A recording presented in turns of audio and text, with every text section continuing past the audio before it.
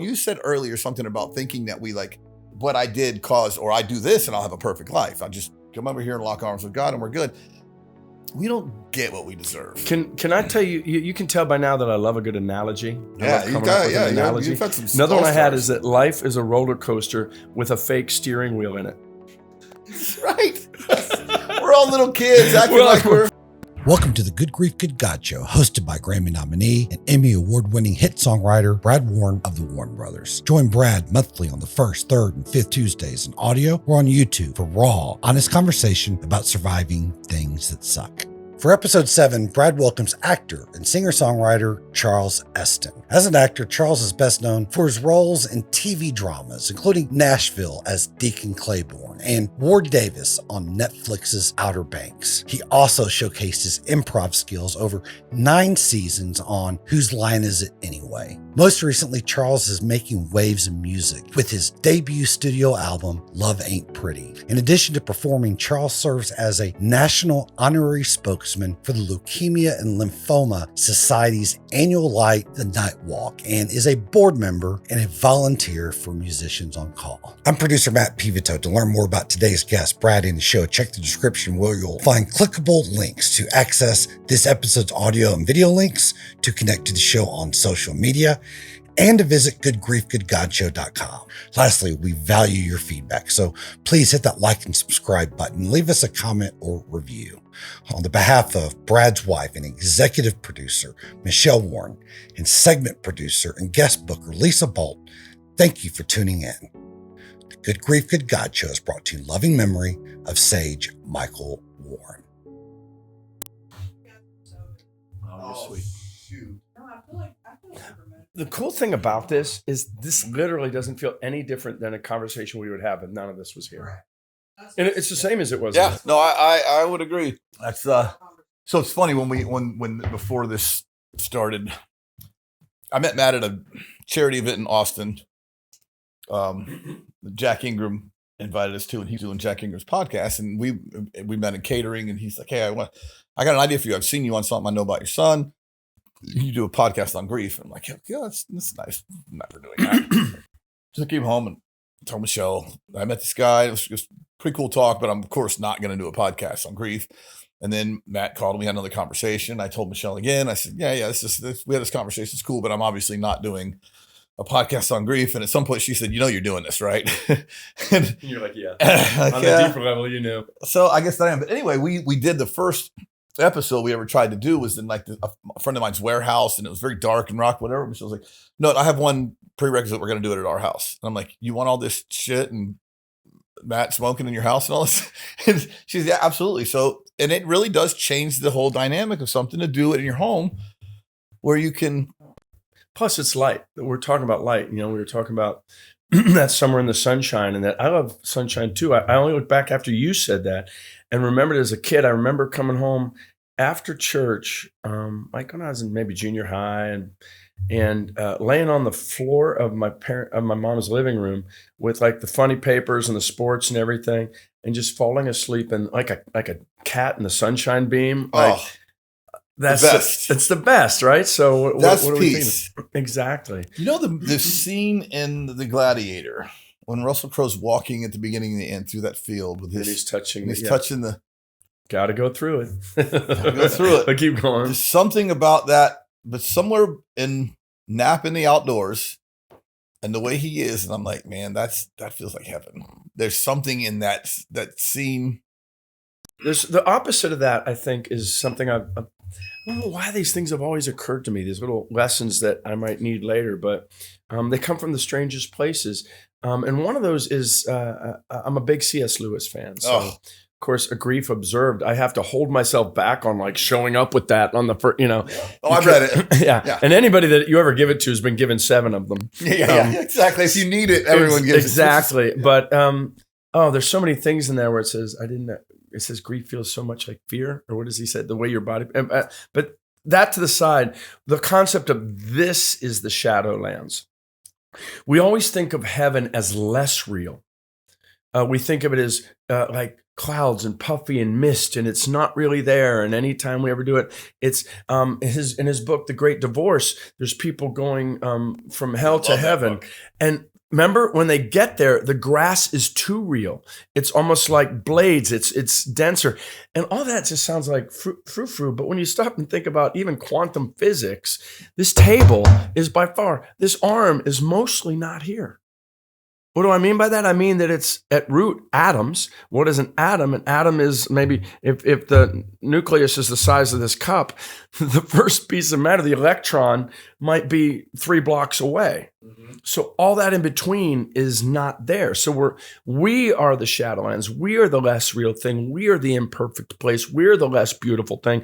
We're only trying to find places to give us half an idea of what that is. And I remember one time I went, and we were on our way to Disneyland, and we stopped. You want to save a couple bucks. You don't want to eat every meal at Disneyland. So just maybe like 20 minutes from Disneyland or 10 minutes from Disneyland, there's a McDonald's, and we go in there and we're eating at McDonald's and with our kids, and we're going to get kids out of the play place. And what we see is this other, like maybe a 2-year-old, a 3-year-old in the ball pit.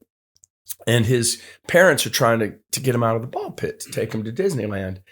And he is apoplectic. He's losing it. And instantly I had this metaphor that resonated so much with me is he is in this dirty, filthy, germ-ridden ball pit. Please don't take me out of the dirty, filthy, germ-ridden ball pit. It's so fun. It's so fun. And his parents are like, we're trying to take you to Disneyland. That's a great analogy. It just, I don't know what made me, it just hit me so much. That is a great analogy. I mean, the world is more and can be more than a dirty ball pit. Don't get me wrong, but compared, and it's way worse than a dirty ball pit. Here's the thing. I'm very happy, very, very happy person. I'm not going out playing in traffic, but yeah, I'm no longer afraid of death. I talk about that openly. I'm just not afraid of it. Death, where's thy sting? I mean, first of all, and I am, C.S. Lewis said that hell is a door locked from the inside. And I do believe that. I do believe that hell is a door that's locked from the inside. And I don't know exactly this extent to which that applies or exactly what that looks like. But I do believe that our Father is waiting for us to give us something better than we can observe. I study the near-death experiences, and I have a couple friends with actual near-death experiences that I'm close to, and it's clearer than anything. One of them was 50 years ago. This guy's 60 years old, and it happened when he was 10, and he remembers it like it was yesterday. The colors, the smell, the feeling of life, all these things, incredible. And I'm like, losing my sight is making it easier and easier for me to relate to what you said, because I'm losing my sight, like I'm going blind. But as a 54-year-old, I can't read without readers on, right? Mm-hmm. And everything's a little dimmer than it probably is. My buddy was telling me the other day, if you get cataract surgery earlier, people's, oh my God, I didn't realize how bright everything is that I'm missing. But I know what things used to look like. I know what they look like now. I know that I didn't appreciate it when they were clear. I know that now I appreciate when I get the glimpses and moments of that. I don't want to be the kid in the dirty ball pit going, don't take me out of here. I want to climb out and go, okay, let's go to Disney World. And that's where I am. Yeah. I'm not trying to get them to leave McDonald's earlier. Everyone eat your Happy Meal. But I do want to be ready when it's time. What's the crazy thing about people, I think people skip right by how counterintuitive it is that people of faith or people, Christians or other faiths that have a very strong belief in the afterlife. You would think that they would go, even in that story, it feels like I'm discounting the value of the ball pit. I'm discounting the value of life. But having said that, you don't have that fear of death, but you're also embracing life more. You're not embracing it left. You're not like, I'm done, take it away from me, which is all that's the pendulum going too far. It's so strange that the Christians that believe that this is the lesser life by far still embrace this life. So because we're taught to do that. We're taught what a gift it is. We're taught how amazing. And the things that fall away haven't fallen away. I mean, if we're truly, believers, it's funny. It's the thing I said earlier about the baggage with what comes with religion for people. But a lot of what I think is unattractive to people that are not necessarily believers is our clinging to, I don't know how many different denominations there are. I'm going to count them up one day, but they all believe very specific different things. Mm-hmm. Somebody's wrong about it. Well, that's why C.S. Lewis's most famous book, other than Lion, the Witch, and the Wardrobe, and those is Mere Christianity, M-E-R-E, Christianity, meaning at root, what are the handful of things that are Christianity. That's why it's so attractive and drew me so. That's one of the greatest books I've ever read. And I'm like, that guy describes it. And everyone that's legalistic and dogmatic and all those things, if they tout that they love C.S. Lewis, I don't think they've read him closely enough, because he wasn't. He left room for, I don't know what's going to be. I don't know is a fine answer. And even he says he doesn't. He's like, yeah. And even oh my goodness, his openness about the pain he felt and the anger he felt with God when he lost, literally, I mean, I think her name was Joy, his wife. I'm trying to remember, but the A Grief Observed was the least wise C.S. Lewis book I ever heard. I'm like, this guy's just pissed. Right, exactly. I mean? So it didn't really help me that much, to be honest. I was like, wow, man, he's just where I am. I need someone that's a little further down the line than this. Yeah. Okay, I have a quote for everyone, and I have to read your quote because I've forgotten, and I will forget. I just choose a quote for someone. If I had known you were a big C.S. Lewis fan, I probably would have found one of those. But this is Ralph Waldo Emerson. And the quote was, "You cannot do a kindness too soon, because you never know how soon it will be too late." And from knowing about your daughter and just watching you, that the in the moment guy, I guess that is partially natural. You just purvey the kindness right up front and let everyone develop their version of you or their critique or admiration on their own time. You're very present in the moment. I respect it. Thank you so much. I think I look back and you were talking about the things you chased early on. I was that way with fame. I remember being a little kid thinking to myself, I had the thought, I don't think I'll be completely happy unless I'm famous. Yeah. Which is a weird thought for a little kid. But the closer I ever got to it, the less I chased it, the less that mattered to me. Yeah, but what I do like it for is the outsized effect you can have in small areas. I think fame is like a lever. If you're trying to get like a boulder out of the dirt and you got another boulder and you got like a 2x4 and you got under there like that, and that helps. If it's a short little stick, you're still good. But if it's long, you just go, you barely move and it goes. Fame is like that. And you've seen it. You've been around Tim and so many others. They can just do a little thing and it can have outsized effect on somebody. And I've seen it, especially after playing Deacon or writing these songs. And so if you can bless somebody like that, first of all, it's so much for the people that are like, no pictures, no this or that. I get it to some degree. To me, it seems like it would take more calories and then just going, sure, bam, bye. We used to hang out with Bobby Keys, who was the sax player in the Rolling Stones. Yeah, of course. We used to hang out, and he passed away a few years ago. But he said after a Rolling Stones show, he and Keith would go to a dive bar, pool, and play pool all night, and no one would bother them. And Mick Jagger would walk with 6 security guards right out the front door to wherever they were going, and people would attack him. Yeah, he's looking for the attack angle. But I guess the point is that that fame feels a blessing for the roles I can get, the jobs I can get, but also I have a song on the album coming out called "Make You Happy," and it's mostly to the whole happy wife, happy life thing. I want to make you happy. I want to make you smile. I want to make you weak in the knees for a little while, kind of a thing. But then I realized that there's a through line there that I like. That feels like if I have a mission at all, not happy is sort of a weak T word, but just bring a little more joy, bring a little more laughter, bring a little more peace if you can. And you do have the platform for it, but most people don't. Okay, it's interesting you said that about, just reminded me when you said that about being a little kid. You played, so Hayden Panettiere.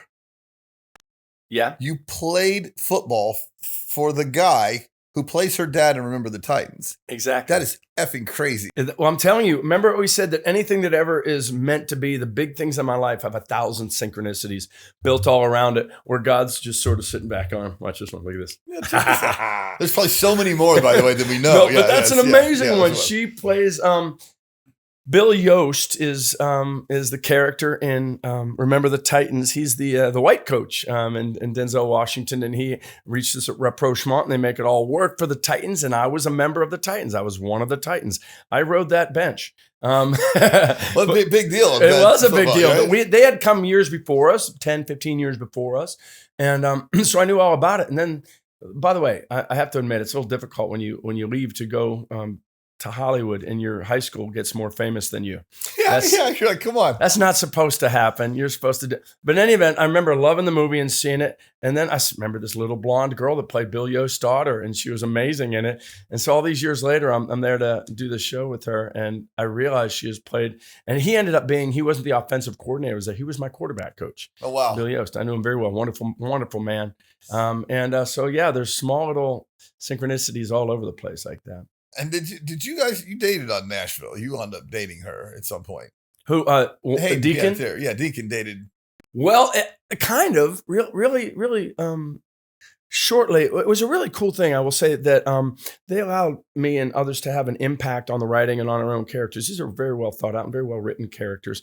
But in the very first episode of Nashville, Deacon and Juliet get together. And the very second episode, they wake up in bed together.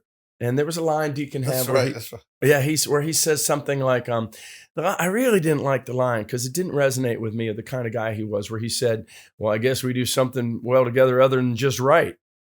You know, like, oh, we really had a good one last night. And I just went up to our producers and I said, I actually showed up with kind of a rewritten scene. And I went to Hayden with it first and explained it because I didn't want to hurt. You don't want your fellow actor to go, what are you doing? Yeah. And then I asked permission. All you can ever do is ask, say, try to influence as much. But I hope this resonates with you. As playing an addict or somebody in recovery, I knew that what I was doing was replacing one addiction with another. That Deacon was not drinking, not doing drugs, so he was assuaging whatever pain. He was getting that dopamine from elsewhere. Yeah. He was doing it in another way. And the other thing I found out personally is whenever you do that thing that is not what you're meant to do to feel better, on the other side of it, you're never like, yeah. That's not what you feel like. And you're never like, yeah, we really... That just felt kind of douchey to me, that line, as opposed to the more authentic thing in the moment. And this is the scene we ended up doing, where Deacon's just laying there looking at the ceiling, and she's cute as a bug, and she goes, what you thinking? And Deacon says what every sinner thinks after they sin. I just keep wondering why this keeps happening. I'm just wondering why this keeps happening. Oh, wow. Which is... Did you write that line? It's a great line. It's yeah. good. Yeah, I'm just wondering why this keeps happening. Because... which is also that's not what you say in front of the, but that's so Deacon though. He's not, he just is what he is. And you asked, that's me telling you. And then she had the line, gave her the line where she goes, oh, that's easy. And she leans over and she goes, it's because I'm irresistible. And she smiles. And it's a very, very Juliet line. And then Deacon goes, I think that might be it. That's kind of it. You were a thing I could not resist. It goes to that little girl on Remember the Titans, and you feel like a total perv, right? Well, the world did not like me being with her at that age anyway, I can promise you. We still feel young in our own heads. I'm a still young-looking guy, and the internet blows up like, what the hell? I don't like that. And I'm like, I don't like it either, honestly. But what it did right then is from there on out, Deacon and Juliet were absolutely honest with each other always. Yeah. And I loved that, as opposed to all that flirty went gone right there because of that scene was, I don't know why this has happened. Yeah, you're irresistible, but this is not what we want. And so from there on out, we just said the truth to each other all the time. Had one great scene I loved where, oh, by the way, this was an interesting thing is they always, I get it. We were talking about they want action, they want activity, they want ba-boom. And so a lot of the writers on the staff were trying to get Deacon to drink early in the episodes. Yeah. And I was like, after going to that AA meeting with you and all, I go, come on, let's respect it more. Let's make it more meaningful. I was going to say, then when you waited and then it meant something, whereas everybody's got a scene where the struggling guy takes the drink in the second episode. I understand the instinct, though. I mean, that break in case of emergency, you see a little bit of, just don't break it yet. Hold on to it. Yeah. But somebody was telling me, and you tell me if this resonates, about another guy I know that was in recovery, about the concept of a dry drunk. Somebody that's sort of acting out and really just blows up and just goes, sort of loses it. Yeah. I mean, but still doesn't drink. Dry drunks everywhere. You would almost just assume that person had a drink than to continue their alcoholic behavior. We did that scene too, where Juliet shows up and the room is destroyed. Just picture this room just utterly destroyed. And I love her. She walks in and she says, well, I know you're not drinking because you look too miserable. Like in other words, if I'd been drinking, I would have been like, Juliet, what's up? Yeah. You know, but I'm just like, She's unhappy. and so I don't say anything, and she walks in it. And I got this one in too. I said to the prop guy, I go, can you get me a guitar that we can smash? And he goes, yeah, hold on. And then I asked him, and so I just busted it up. And it's laying on the ground, and Juliet, so she says that line, and I don't respond to her. She goes, because you look too miserable. And she takes his guitar and she picks it up by the neck, and it's not attached, and the strings are hanging. So I clang, clang, clang. She goes, what happened here? And Dean looks at her and goes, it was out of tune. It's just like a dead, which is, so there was some cool stuff like that, but we tried to adhere to it and not sell it short, because and that helped me to be around people. This is their life's battle. We don't want to use it as a plot point. Yeah, for one plot. By the way, it wound up being a plot throughout instead of a one episode plot. Because once the alcoholic starts drinking, you're just that guy. And there's a great confessional aspect to it all. There was a part in the final seasons where my father's coming back into my life, and he's the root of all my pain and all my anger. And I'm at a meeting, and I'm saying, I know I'm supposed to give him forgiveness, but I'm like the last witness. My mom, who he abused, is gone. My sister is gone. And it's like, if I forgive him, then it's like he got away with it. And that just felt really real in that moment. And yes, you're right. You're not wrong, but that's the essence of grace. And if Christ forgives you, then you got away with it. Yeah, I was going to say that really translates to everything we're talking about. Because they're talking about it being a gift and it's something that we can't earn, and going through life like that. I mean, there's a moment, if we do something long enough, where I really feel like most people stop being full of shit about their thing at a certain time. And that's, I think, when we realize that it's grace and we can't earn it, we just stop trying. There's somewhere in the walk of Christianity and the try to live life sober and those things where we just go, hey, my best efforts are filthy rags. I saw this thing other day that said it's good to think of it less like climbing this mountain on our own power, and more like clearing an area that God and God's love is a helicopter, and our heart is the landing area. And sometimes it has all these things in it that there's nowhere to land. And so if we just don't picture it as that, but just clear the area a little bit.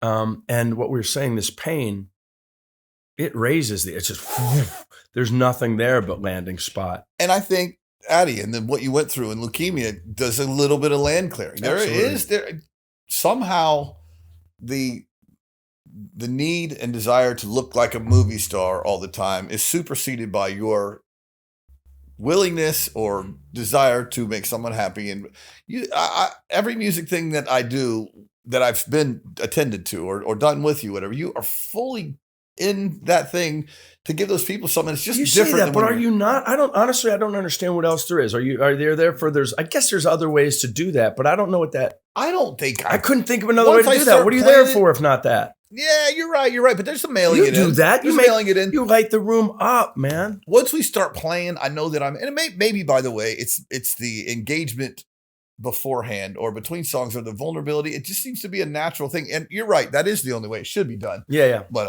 I've certainly mailed it in before, but not, I'll tell you this, not recently. Not recently. Oh, right. There you go. Yeah.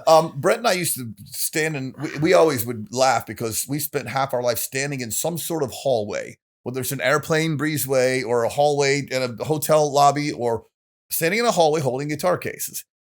I mean, literally, at the percentage of our life, one day God's going to let me know what that is. It's going to be hysterical. Right? How 3% of my life was standing in a hallway with Brett holding a guitar case. And we used to say, how long are we going to have to do this? Laughing, funny. How are we going to have to do this? And now we say, how long are we going to get to do this? Oh, yeah. And that's it. I don't mail it anymore. I want to ask you another question, because one of the things I noticed the most about my sister and her grief, and she felt it so acutely. I watch her. I know how intelligent she is, how deeply she feels. Not that everybody doesn't feel it acutely, but I think there's people that feel deeper in general. So in other words, my point is she was inured to none of it. It all hit her. And yet she walked through it, and I could see her making the choices because everything's a decision. Go to this thing, you're going to go? To go, no, or to go, yeah. And so what I kept seeing is that in every instance with grief, it can make your world smaller and your life smaller. And you can just curl up into each other if you still are blessed like you do to have each other. Or you could force yourself out into situations you don't want to be in, but you need to go be in them in the worst ways so that eventually you can be. I just kept seeing her choose, not always. There'd be a time I just can't do that. I'm going to have to talk about it too much. And but again and again, choosing to still have a big world, choosing to still have a big life. And I think, and I know that she does it to honor Bill and his son, who she loves dearly. And that's the thing is if you got people that rely on you, that's a helpful thing. When Addie was sick, we had 2 other kids, so we had to go to soccer practice and blah blah. So my answer is, did you feel that almost temptation to shrink? Yes, this is crazy, but I feel like there was a moment that changed the trajectory of the rest of my life with grief. When the funeral is pending, I wrote something up and I told the priest, he's a great friend of mine. He's in recovery as well. He's an amazing guy. And I just said, hey, look, there's something I want to read at Sage's funeral. And he said, a lot of people think that. And when the time comes, they don't want to do it. Why don't you make 2 copies? You keep a copy. I'll keep a copy. I'll plan on reading it. And then if you feel like you want to do it, you just let me know. We'll play it on the fly because it's very emotional. I've just seen it a lot. Most of the time people wish they hadn't tried it. Or they just changed their mind at the last minute. I know that. I said, okay, that's fine. And we walked. So this Catholic funeral, it was pretty long. It was like an hour of, songs I didn't want to hear. And I was the last person to speak if I was going to speak. It was going to be the very last thing.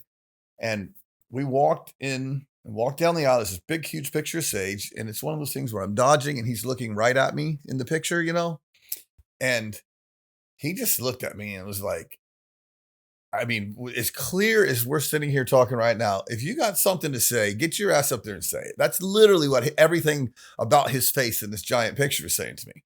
And so we sat down. We had been in the church for less than 1 minute. And I looked at the priest. I got his attention. I just pointed to me like, I'm doing this. And he's like, you don't want to wait till we're 45 minutes into this thing. And it wasn't like some beautiful thing. I cried through it. It was ugly. I put my readers on in public for the first time ever, all those things. It wasn't pretty, but it changed everything for me. That day, I walked out of there and went, okay, that hole that I wanted to crawl into got filled in. Oh my gosh, what a blessing to have that right there in that moment and to have him be the at that moment, I ran to the fire instead of running away from it, and everything in me wanted to run away from it. I don't even know why. I just think for anybody that's listening and watching and that this is blessing, I would totally say, I would get why you would run away from it. Yeah. I would get why you would shrink, but beg you to consider not shrinking. Yeah. Right. And to going out. We bought my kids a lot of this goes back to, I remember I bought my kids a book when we were called Do Hard Things. Oh, wow. And to me, the hard thing is, it's almost like a compass. The hard thing is true north. Again and again, somebody we love just lost somebody they love. I don't know what to say. What's the hardest thing you could do? Well, you could go to that house right now and go sit with them. I lost my son. I don't know if I'm going to have the words to, what would be the hardest thing I could do here? Stand up and talk about him. I guess that, so. That is absolutely, man, that's so good. You got to write that book. That's it. Like the hard thing is usually the thing I need to do. And I'll be honest, the hard thing is easy to not do. I love my son that much that otherwise it's just not worth my time. I don't need, but with him gone and knowing that I'm going to get there. And I feel like I know this life is important. I know it's not as great as our next life, but there's something in this important. And I want to have a good answer for what did you do when I left? Did for your God and for your son. Yeah. Yeah. I'm less worried about God than I am Sage. And I feel like they're probably together, planning this thing. God knows what shithead I am, you know. But Sage, I was his hero, you know, and I want to show up with a good answer for whatever it is. The father-son thing is also crazy. I mean, it's called good grief, good God. The concept of losing a son, it's not lost on you at all. That God giving his son, or even before that, we were talking about, would you still believe in me if you lost your child? Is Abram climbing the mountain with Isaac? That story blows my mind. It's this man that he and his wife could not have a child till he was so old that when he was told he was going to have a child, his wife from the other room laughed.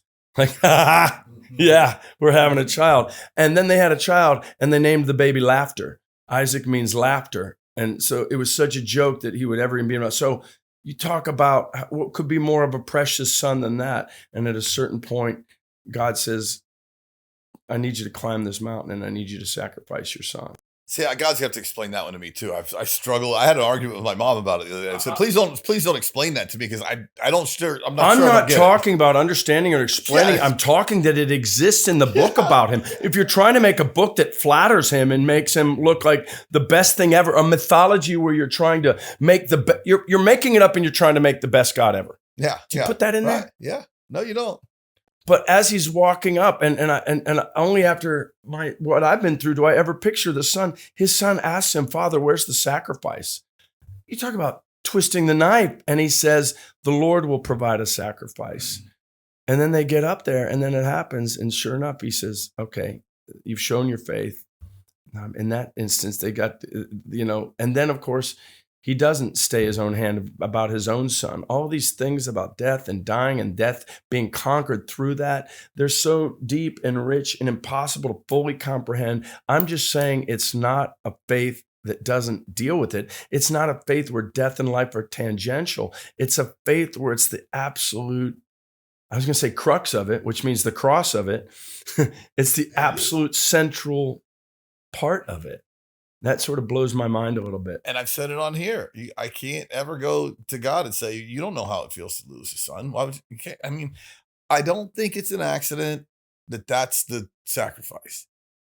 Because the only thing I think is worse than a father losing a son is a mother losing a son. And the mom, I got to tell you, that's a different, I can see that. And my wife and her mom friends, I mean, it's. You've been to the Vatican? I have been to the Vatican. Have you seen the Pt2? There, Mary holding. I don't know. I was hungry the whole time. I don't remember. Next time, eat some pasta and go look at the Pt2.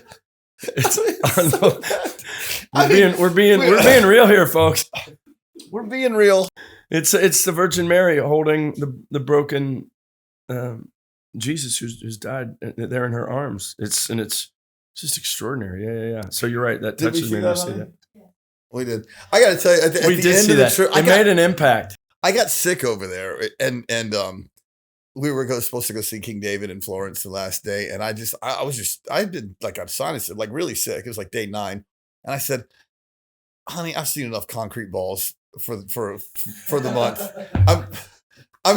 I'm good. Dude, they're marble. I can't do. Yeah, whatever. They're marble balls. Whatever. Marble balls, concrete balls. I just said I can't do it. I was so like 3 hours of tour guide in another language. I would have driven you past your point. We were there with my wife's mother is Italian. She was born in Naples. Her name is Paola Cozzolino, and she's lived over here in the States forever. And we went back there for an Italian wedding, and we're just touring everywhere. And we'd been through the Sistine Chapel. And she's an older woman, and she was exhausted. And now we're coming up that outdoor cobblestone to get to the Vatican, and it's like 2 football fields away. But there it is. There's nothing in between us. And she goes, oh, I cannot go any further. I have to go. I'm done. And I'm like, I go, no, you are not done. I go, have you been in the Vatican before? She goes, no, you've been in a Catholic. You've raised in Italy, been a Catholic 80 years.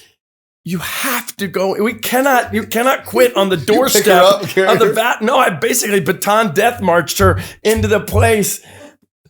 It was cool. I did like the Vatican itself. I just needed her to see that. And then later, while she was in there, I went and I got an Uber driver or a taxi that through my pleadings and actorly persuasions, got so close to the front door of the Vatican that the guy was like, I've never been this close. Like he was like right there. He's like, oh God. And she walks out like, holy crap, gets in. Part and they of go getting your way is acting like you know what you're doing. You probably just went, hey, yeah. Oh, exactly. Fine. Yeah, Pull you're up to the coming. Promise me this is I'm Deacon. Just pull up to the front door. I got this. Well, one more weird thing that got to tell you about that. Maybe a year before I even heard of Nashville, I remember being in church. Went to a fantastic church back in North Hollywood. And they were ordaining some deacons. Like 2 guys and a woman were becoming deacons. And I remember so clearly sitting in the congregation and deacon, I go, I know I can never be a priest. I go, I wonder if I could ever be a deacon. And then within a year, does God have a sense of humor or what? Right? God went, you can be a deacon. I mean, it's just fabulous. You're meant for that role. It's funny because I just saw you in something last week. Outer Banks? No. It's Tell Me Your Secrets. Oh, yeah. It's great. I was smaller part. It was great. I mean, truthfully, I'm sitting there myself. I'm like, man, Chip's a great actor. Like, I'm like, make sure this stays in the show, this part. Yeah. I don't care about anything else. But it's like, I'm like, but the truth is, your star has risen since Nashville far more than it did before. Agreed? Oh, right? Nashville was the break for sure. Outer Banks and you played Colonel Sanders for a while. I'm just kidding. It wasn't Colonel Sanders. It was Carl Sr. Yeah. What are you talking? The chicken commercials. Yeah. No, it was Hardee's. Carl Sr. Yeah. It's a great campaign. Absolutely. No but doubt. I'm like, it's interesting. That's another thing where a little conversation I had that you say it out loud and then it happens. I remember I would go and audition for these big things and I'd come so close. I'd be the second guy and I'd be the guy that just didn't get it for major, very cool roles. And then sometimes I'd get it and I'd get a pilot and we'd shoot in the pilot and then the show wouldn't go. This was happening for years. And somehow I had the wherewithal not to be like, some of it was Addie, but a lot of it was, I remember thinking, well, one more year with the kids. In other words, one more year where I'm not in a cold sound stage for 15-hour days and I don't get to watch my kids grow up. And I said to Patty on the heels of one of them, I go, maybe this is meant to be. Maybe I'll get to be with the kids. And then when they start going off to college and or they're older in high school, they don't need me as much. Maybe then it'll happen for me. Wow. That's amazing. Yeah. And I think about that too, because Brett and I were artists before. And when it happened, we got sober and kind of made it. And I mean, it's not like our artist career was going super well. It wasn't. But we made an intentional shift and we're like, oh yeah, we're songwriters. We're just going to do this. Was that hard? Was there grieving in that? Or were you just so done with it that it didn't even hurt? Did it feel like a failure or no? Well, the failure came in the years before. We're trying to do it more than at that time. The idea that it was a choice didn't feel like a failure. And we had actually got our first check with a hit song.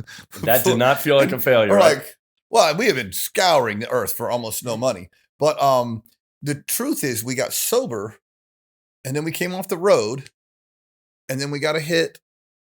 And I was like, oh yeah, this is like, we got the first check. I'm like, yeah, this is what we do. But sobriety allowed the humility that was required to not have my name on the front of the album. And it was okay with it being on the back. And I've had a beautiful life and a career as a songwriter. And I never would have had that without sobriety because I never would have allowed, I would rather have a small, tiny record no one heard with my name on the front than a big record with my name on the back with collaborators, right? Yeah. And I got to spend all those years with my kids. And now Sage isn't here, but I spent a lot of time with him. I didn't miss ball games. But you could have been on the road constantly. Oh, right? We'd have been on, and especially at the level we were, the first years we did like 200 dates on the road. So you're gone 250 days a year. I got all those times. I got to go to all the games. I saw every high school football touchdown he scored, which was amazing. And I had no idea that was, I'd need to feed off of that for as long as I would. But thankful for it. Yeah. And it's the humility to go. And it's crazy the power of the things that God doesn't grant us. What's the famous song for that? Unanswered prayer. Yeah. Or they don't feel unanswered sometimes. They feel like absolute no's. They feel like denied prayers. Like, no, you can't have that. And you're like, oh, and then he'll go, you'll see. And you're like, no, I won't. And then you go, oh, I see. It's kind of like God will give you the desires of your heart. It's not that the things you got changed. It's the things that you wanted changed.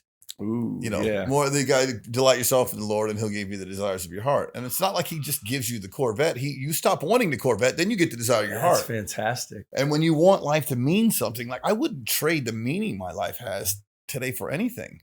I would do anything to have my son back, but I understand that part's not up to me. But there are bigger things than my immediate situation. And those things are eternal. And I'm okay with them. I trust. I'm not happy with everything, God. He can take my doubt and my anger. In fact, he takes it so well, I don't even really have it. I don't doubt. We have a little doubt, right? We're all, you wake up with. Once you see through the raging and all that, you feel like, I'm a little kid banging a spoon on the high chair. And eventually, once you perceive yourself as that, you're like, oh. Yeah. What am I doing? How bad is how does that help? I mean, it's. I tend to find that it's the little things that get me. Like I can handle big life problems, but little stupid things. I still stress myself out. I'm like too late for things. So I put myself under the clock and I'm going to be late, but I don't have gas in the car and all those things tend to get me. But it's ironic that same trip to Italy that Michelle and I just took on the way home. The airline screwed our flights up and we want to get stuck in Heathrow and they told us we were going to spend the night. I was sick. I just didn't. And there was a gig we had. It was a really good money gig coming that Monday. And it's like Friday. I'm like, I need to be home. I need to be in the United States. We need to pay for this trip. I mean, yeah, exactly. We need to pay for this trip. And it just I got to get, and I stressed out. I lost my, I didn't, what we always say in alcoholism, I never had a drink, but I had to think, and and I just kind of lost it. And what's ironic is I got home and I had appendicitis and wound up getting an emergency appendectomy and missed the gig for completely different reasons than not getting home. There's no reason for me to lose my head in Heathrow, but I did. I just think I have more control. You said earlier something about thinking that we like, what I did or I do this and I'll have a perfect life. I'll just come over here and lock arms with God and we're good. We don't get what we deserve. Can I tell you, you can tell by now that I love a good analogy. Yeah, you've had some. Another one I had is that life is a roller coaster with a fake steering wheel in it. Right. We're all little kids acting like we're, yeah. And if you just went.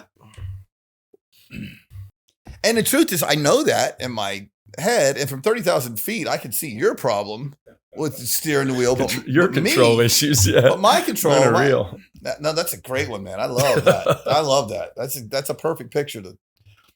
So before, I always try to end with the question. It's a 2-part question. What's the worst thing that ever happened to you, and what's the best thing that ever came out of that? It's easily Addie being diagnosed with leukemia. And some of the moments within there that got very scary, very like where we went right up to losing her.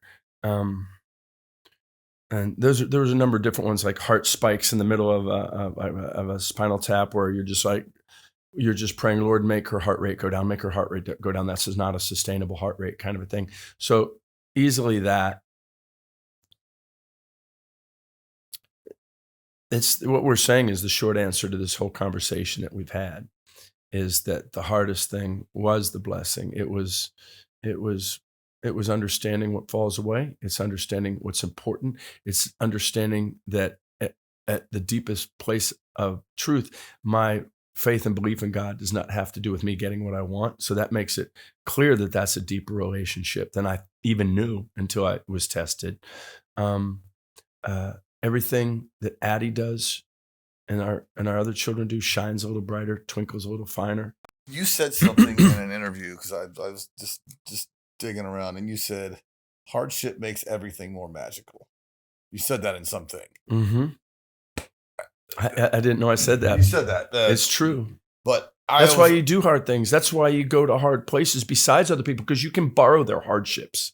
If you care enough and your heart is open enough, you can borrow their pain, their vulnerability, so you can be in that place without actually it happening to you. And so you get the blessing while you're blessing, and you're not really under the curse at that moment. You will be. You will be. It's funny because I wish I could say that, but I don't.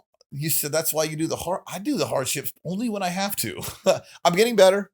You evolve, and I'm getting better at, like, hey, things are going to happen, and I'm not going to. I don't tend to agree with anyone on earth about everything. We have to be okay with that. And we still got to love each other. This is ridiculous how we've gotten in this country where we have to agree on everything in order to love each other. I don't agree with anyone on everything. And that we can let petty disagreements that people that we have no control over separate us. Number 2, love is the deal.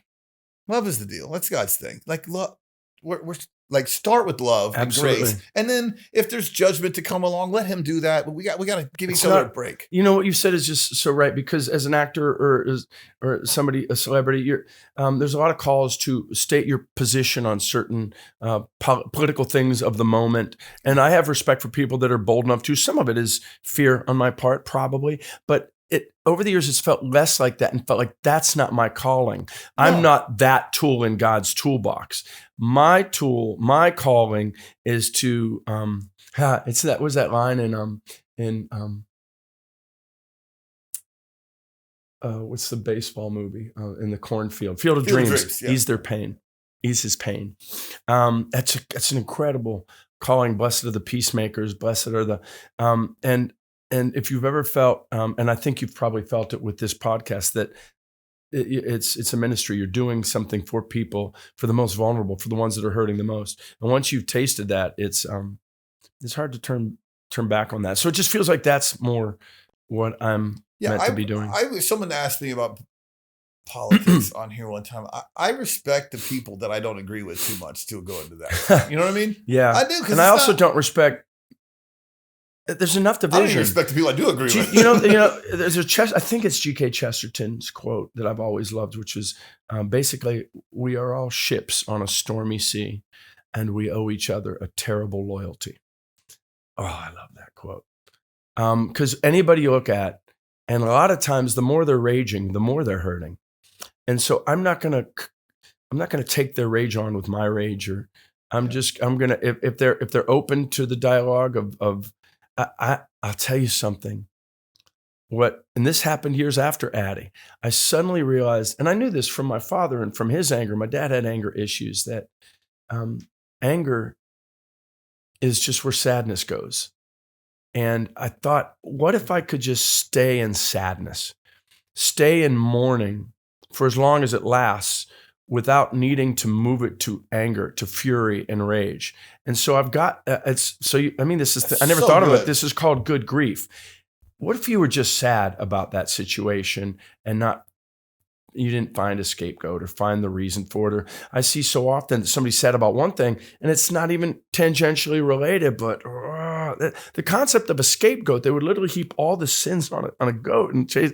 It seems like, why would you do that? But we do it constantly. So I just try to exercise that right of, don't turn it to anger, let it stay in sadness. Man, I mean, that's so good. Like, don't leave that for a second. I mean, if I can keep, what is my 2 fears? Losing something that I have or not getting something that I want, right? Those are 2 fears. And when one of those things happens, I get angry about it. If I could leave it in sad and just be sad about that thing. I used to say, I had said in an AA meeting one time, anger is like a fart. Well, if you hold it in, it hurts you, but if you let it out, it hurts everybody else, And that's exactly right. Yeah, exactly right. So, and also it's the way it multiplies. It's the way sadness multiplies. I've been in the car and been so angry over something that I get in there and my wife tangentially feels my heat, and then slowly her temperature gets to rise and now she feels bad. And then weirdly, sadly, I feel better. Yeah, because misery loves company. I feel like I've moved it. But then later I looked at that, I can't do that. And it was my father's thing. He shared that with me. My father, when I was a young man, was a raging lion. Like, and a bear in your face, just size. I would feel for him because he had a big voice and a big size. That smaller man, that might not have meant much, but man, could he rage. As he got older, when he would rage, it would look more like the old I respect him and I love him so much, and he knows I would say this if he was alive. I'm not disrespecting him. I'm respecting him by saying at his worst, he seemed like the angry old sick lion in a really shitty zoo. Yeah. It's just like, rah, rah. It's not scaring anybody. It's not. And I started to see those 2 things are exactly the same, and that my rage is impotent, and that my rage only hurts other people. I still have it. I still fight it. But whenever I do, I go, Chip, you're sad. You're sad. Just be sad. I need to just leave it be and let it be sad. Let me ask you That's this. the great thing about country music. I mean, we're sitting here as Yeah, songwriters. we know how to be sad. Dwell in it. Let the sad song hit you. Yeah. That's okay. Yeah. Just joy and sadness are much closer together to me than like, you know what's what is Christ? He's a man of constant sorrow. He's a man of constant tears. It's not a man of constant rage. And everybody looks to the clearing of the temple, like the one time that he really got a little. And by the way, we don't know. It didn't say he was out of control. That was an appropriate. By the way, response. go read that. And every picture you've ever seen of some, it's like some Marvel villain just destroyed. It doesn't say that at all. He said he overturned them. It doesn't mean he like. I totally agree with that. He disrespected them more than anything. I was going to ask you this with Patty. You are. There's situations that Michelle and I have agreed to. You think that everything, like all conversations are okay between us. There's a place that we would get to in a few negative things. Like, we're not going to talk about that anymore because it just goes negative. Oh, gosh, we got to learn that one.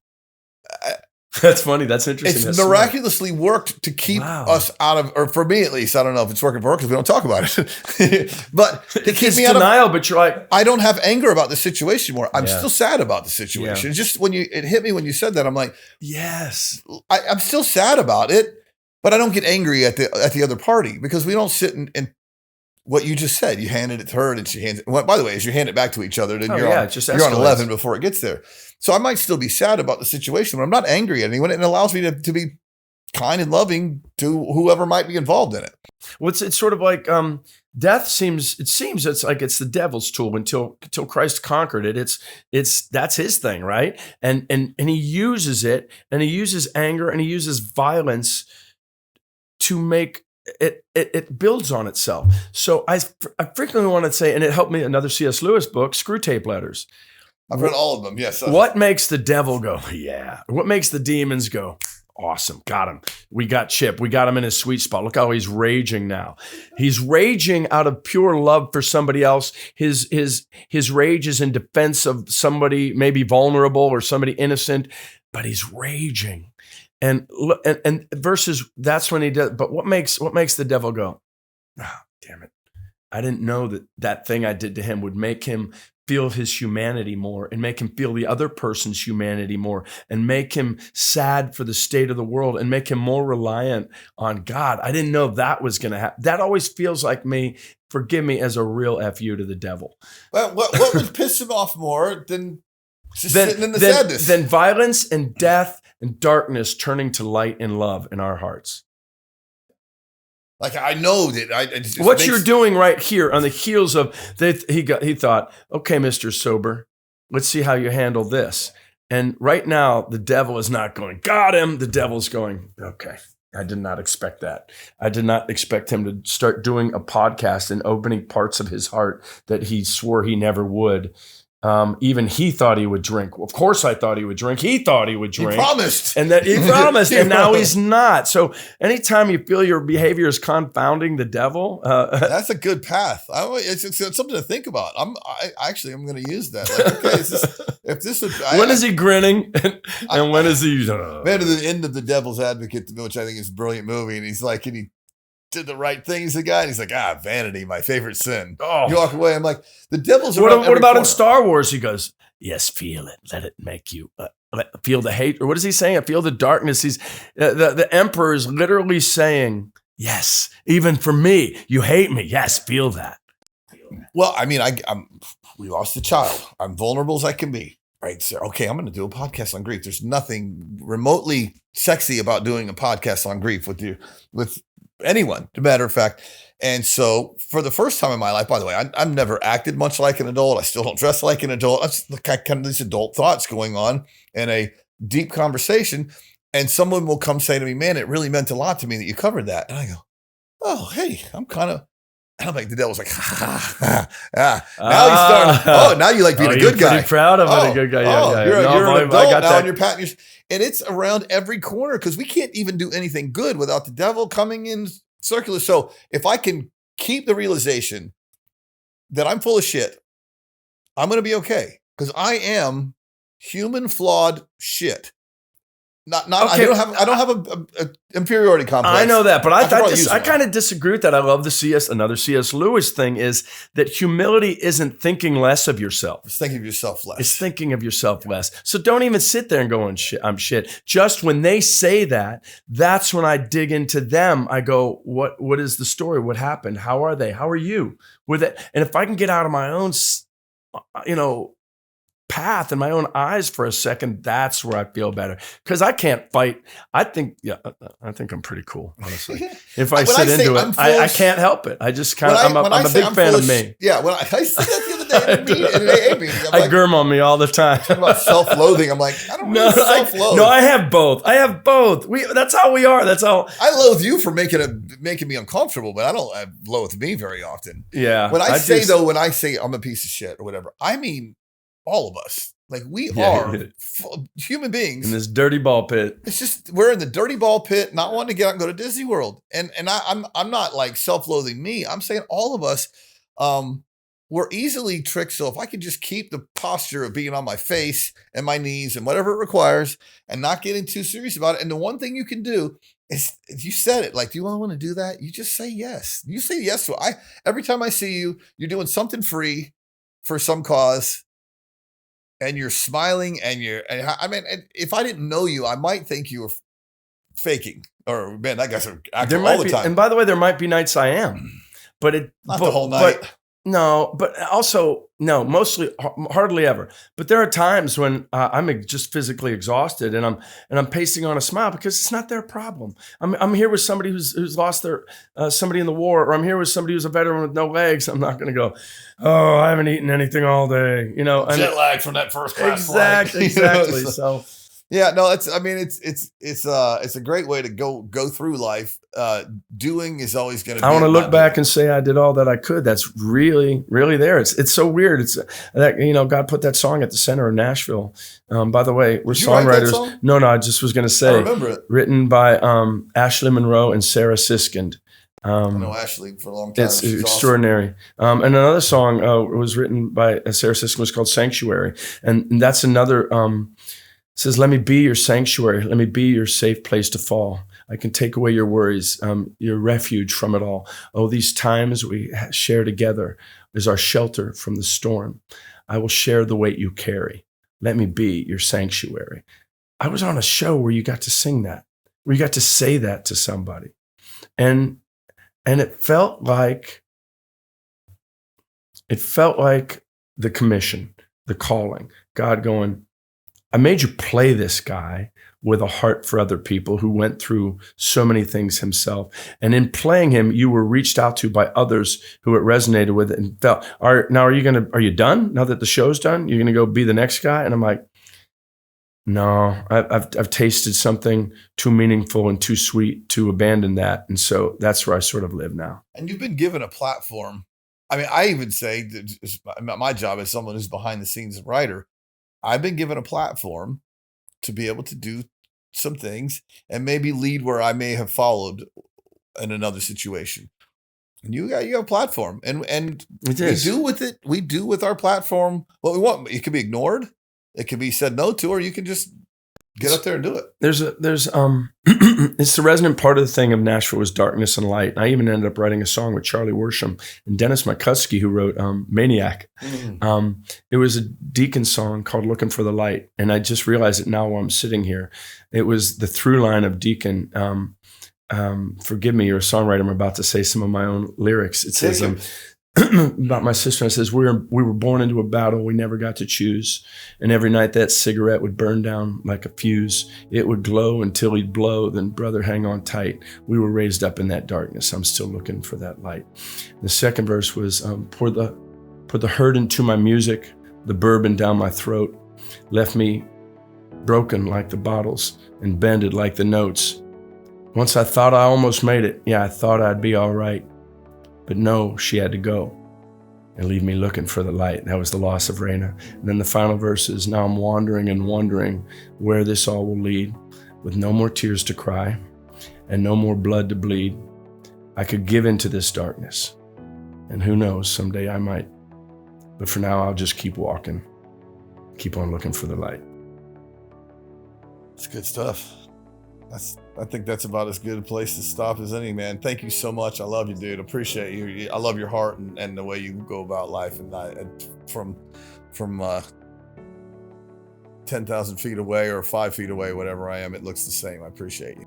I appreciate you too. I'm blown away by this ministry, what you've taken out of anybody that can take their worst things and turn it to something beautiful.